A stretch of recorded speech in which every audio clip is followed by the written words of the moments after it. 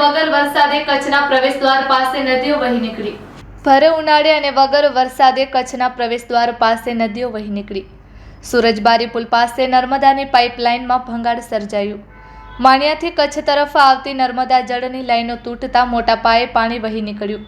પાણીનો વેડફાટ અટકાવવો જરૂરી।